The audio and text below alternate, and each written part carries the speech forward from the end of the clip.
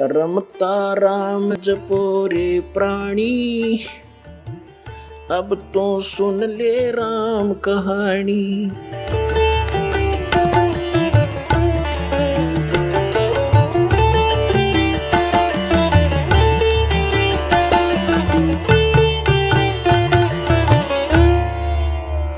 ये कहा करते कि कैसे चादर तान के सो गया, जैसे कोई लेट रहा होता, सो रहा होता, कि कैसे चादर ताने सोया है, काम हो लिया तेरा पूरा, यानी कोई काम नहीं रहा तेरे को, निश्चिंत होकर सोना, चादर तान के सो जाना, कि वहां जाकर मुझे परम सुख हुआ। अजब नगर में ले गए हमको परमेश्वर आने, आकर झिलके बिंब अगाध गति वहां सूते चादर ताने, यानी कहते निश्चिंत होकर वहां ठाठ से सोए, वहां कोई दुख नहीं, कोई चिंता नहीं, कोई जन्म मरण नहीं, कोई रोग नहीं, किसी प्रकार का अभाव नहीं, भगवान की झलक हमेशा हमारी आंखों के सामने रहती है। अनंत कोट ब्रह्मांड का एक रति नहीं भारे, सतगुरु पुरुष कबीर हैं वो कुल के सिरजनहारे। अब क्या बताते हैं, गैबी ख्याल विशाल सतगुरु अचल दिगंबर थीर हैं, भक्ति हेत काया धर आए अवगत सत कबीर हैं। हरदम खोज हनोज हाजर त्रिवेणी के तीर हैं, दास गरीब तबीब सतगुरु बंदी छोड़ कबीर हैं। हम सुल्तानी नानक तारे दादू को उपदेश दिया, जात जुलाहा भेद न पाया वो काशी माहे कबीर हुआ। सब पदवी के मूल हैं ये सकल सिद्धि हैं तीरे, दास गरीब सतपुरुष बजो वो अवगत कला कबीर। जिंदा जोगी जगत गुरु ये मालिक मुर्शिद पीर, दहु दीन झगड़ा मंडा पाया नहीं शरीर। एक मलुकदास नाम के महापुरुष हुए हैं, बहुत बड़े किसान थे, अरोड़ा जाति से थे,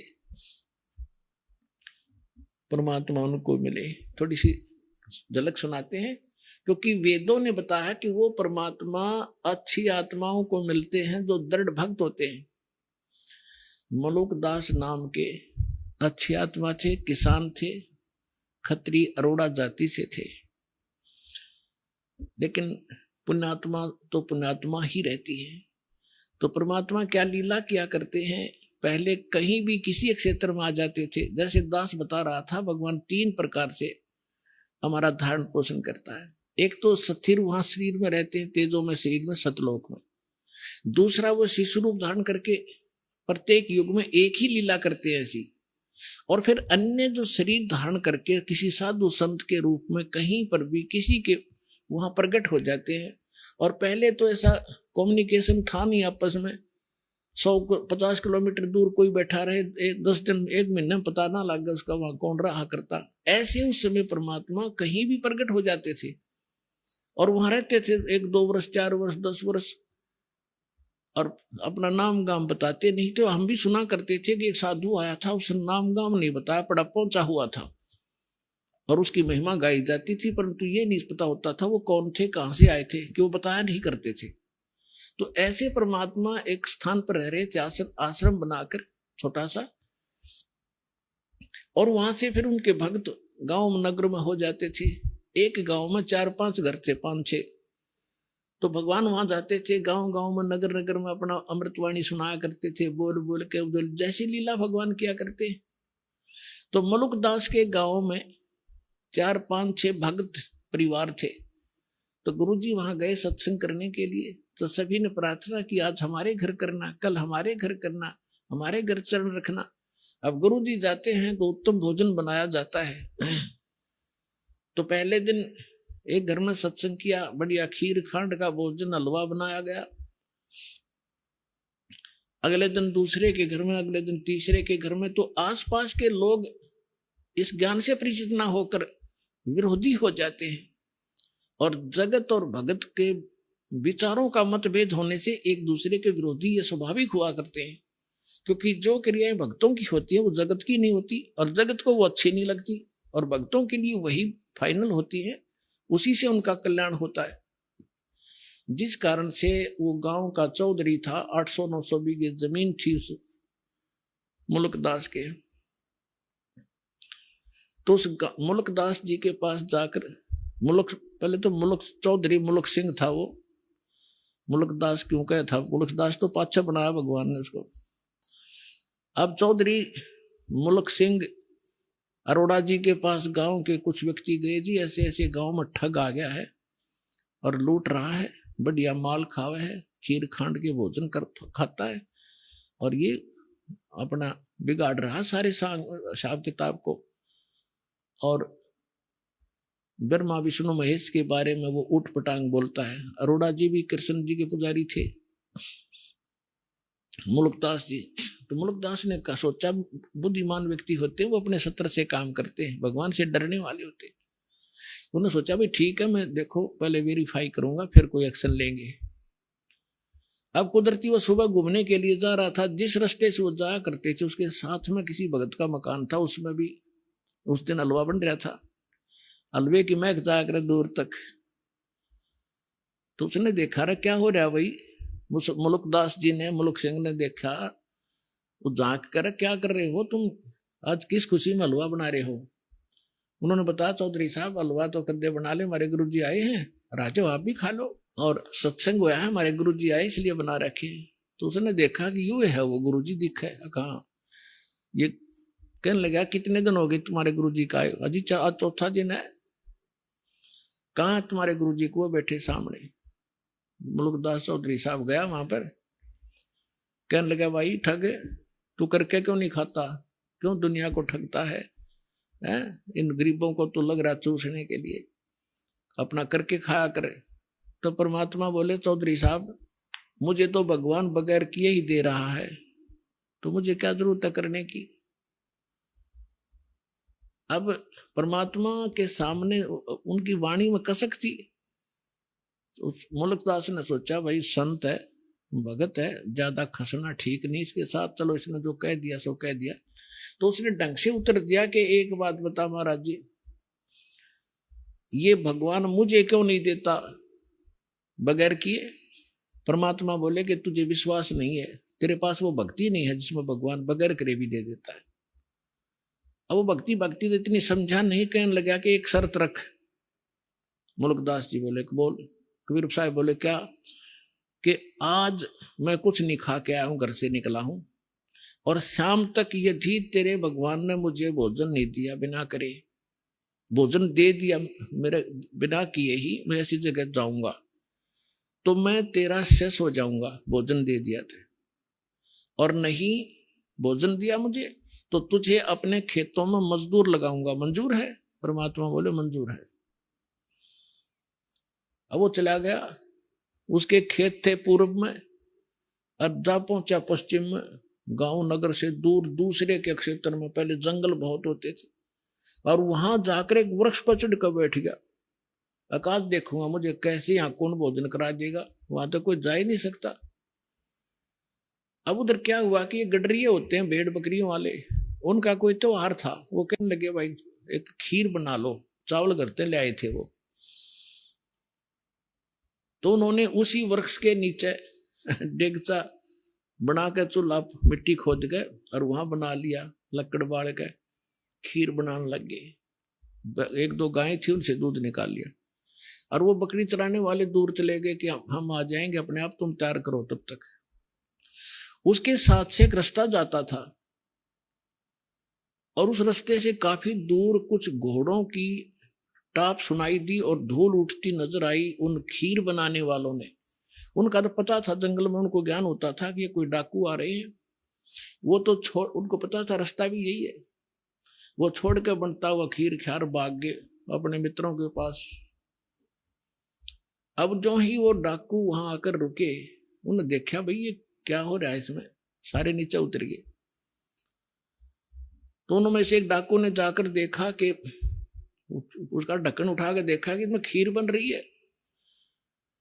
उन्हें भूख लाग रही थी, डाकुओं ने कहने लगे भाई पहले खीर खावांगे, रुक जाओ। उनमें से एक समझदार सा था, वो कहने लगा रहा कदे हमारे साथ धोखा हो जाए भाई, कोई इसमें विष डाल गया हो, पहले टेस्ट करना चाहिए, चेक करो फिर खाएंगे। तो चेक करने के लिए कोई पशु पक्षी देखने लगे भी उसमें से कुछ उसको खिलाते हैं। तो उन्होंने कहा रे बनाने वाले कहाँ चले गए, ये छुप रहे होंगे, तो देखो उनको, उन्हीं को खिलाएंगे पहले। इधर उधर देखा कोई नहीं पाया, फिर ऊपर ने देखा तो मुल्कदास बैठे ऊपर, चौधरी साहब। उन्होंने सोचा कि यही है, ऊपर छुप गया डरता। उसने उन्होंने कहा डाकुओं ने कि आजा भाई नीचे आजा।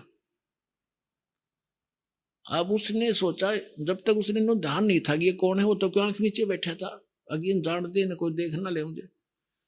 तो उसने कहा कि ना आऊं मैं नीचे, मैं नीचे नहीं आऊं आज। तो उन्होंने देखा कि मारो इसको गोली, हरामजादा क्यों नहीं आता।